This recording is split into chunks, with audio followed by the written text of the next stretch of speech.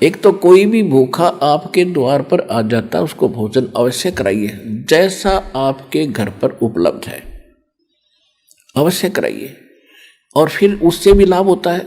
फिर बताया है कि विशेष लाभ होता है साधु संत भक्त जो भक्ति कर रहे होते हैं उनसे ज़्यादा लाभ होता है।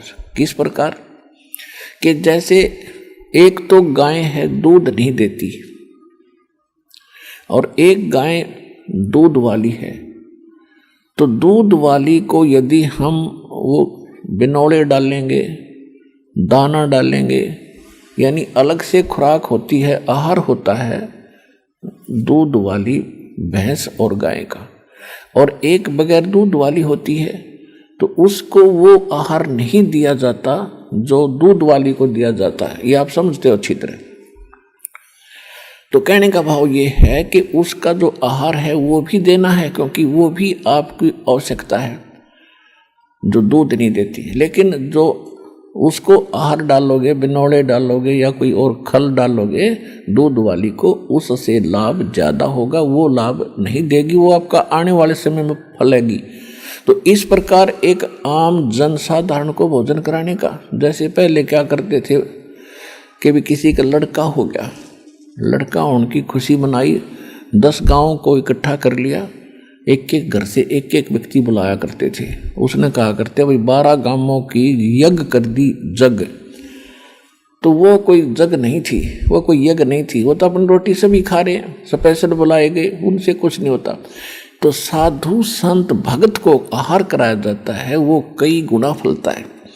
अब जैसे आप यहाँ दान करते हो, यहाँ टोटली भक्त आते हैं, चाहे किसी ने नाम नहीं लिया है, वो भी परमात्मा की प्यारी आत्मा है, तभी तो इस दरबार में आया। नहीं तो आगे सामने गजा है, कार में बैठ कर खे देशी की जई कर करने कोई क्यों बन गया, क्या है रही क्या है, फिर पता चलेगा जब तेरी ब्रन माटी होगी क्या है यो यहाँ पर। तो अब यहाँ जो आते हैं वो अच्छी आत्माएं आती हैं। इनको जो आपका जो दान आता है, ये तो आपके खुली किताब है यहाँ तो सारी, जो भी दान आप करते हो सारा परमात्मा के भंडारे में, यहाँ की व्यवस्था में, यहाँ यज्ञ हवन में, यानी सब प्रकार का यहाँ लगाया जाता है। तो ये भक्तों को खिलाया हुआ, भक्तों को दी हुई सुविधा ये कई गुना फलती है। तो कई भक्त पहले के भ्रमित होते हैं कि जी मैं तो घर में पाठ कराऊंगा, क्योंकि उनको वह परंपरा का पता है घर में पाठ कराने से वो न सोचा घना लाभ होगा। नहीं, घना लाभ तो यहाँ होगा, वहाँ तो 4 आदमी खाएंगे 10-20, और यहाँ देख कितने पुण्यात्मा।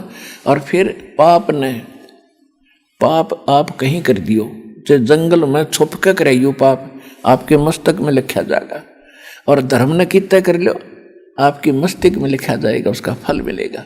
तो यहाँ किया हुआ फल यूँ ज़्यादा लाभदायक है, इसलिए आप फल रहे हो फटाफट। और एक शास्त्र अनुकूल साधना है, परमात्मा ने फार्मूले बता रखे हैं, इन फार्मूलों को अपना कर आप चलियो, देखना कैसे लाभ ना हो। और फिर जैसे आप शुरू में आते हो, आपके पास कोई पुण्य नहीं है, पुण्य खत्म हुए तो भी तो आप दुखी हुए। तो पहले परमात्मा की शक्ति सतलोक से आती है, दास के चलता फिरता एक पावर हाउस है भगवान का, और वो फिर आपको आशीर्वाद से चार्ज किया जाता है। फिर आपको विधि बताई जाती है कि अब आप स्वयं अपने पैरों पर खड़े हो, ये साधना करो, कमाई करो, ये तुम्हारा संग्रहित होगा। और जो हम आशीर्वाद देते हैं वो तो आपके कष्ट को हल्का कर देता है और आपको विश्वास बनता है कि हाँ भगवान है। तो फिर ये क्रिया बताई जाती है कि अब डट कर भक्ति है। कबीर साहब ने फार्मूला बताया है कि जिन हर जैसा सुमरिया ताको तैसा लाभ, ओसा प्यास न भाग ही जब लग धसे न आब। कि आप जैसे पहले हम मंगलवार का व्रत रखते थे, 5:15 का प्रसाद बांट दिया, बूंदी ले गए गुलदाना, और वो धर्म हो गया, खाक धर्म हुआ। ये कहते हैं ये तो तुम ओस चाट रहे थे, प्यासे होकर के ओस चाट रहे थे। ओस चाटने से प्यास नहीं बुझेगी, प्यास बुझेगी गट गट गिलास पीवे 2-3, जब पेट भरे तो यहाँ वो गिलास पे आए जाते हैं आपको गट्टा गटे, और पहले आप ओस चाट्या करते थे।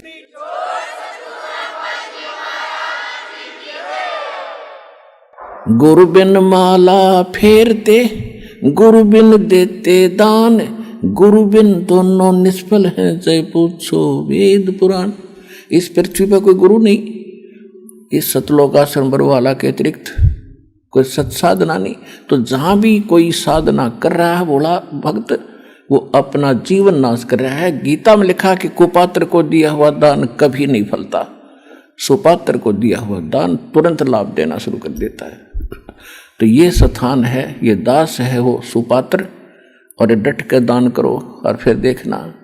कबीर साहब कहते हैं, चेड़ी चोंच भर ले गई, नदी न घट्यो नीर, दान दिए धन घटे नहीं, नो कह रे साहिब कबीर। कि दान देने तो धन नहीं घटेगा।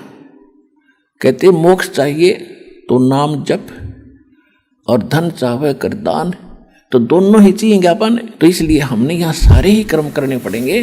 तो यहाँ 500 यज्ञ करवाई जाती हैं आपसे। एक यज्ञ है धर्म की, दूसरी यज्ञ है ध्यान, और तीसरी यज्ञ हवन की, चौथी यज्ञ प्रणाम, और पांचवी ये तत्व ज्ञान रूपी यज्ञ है।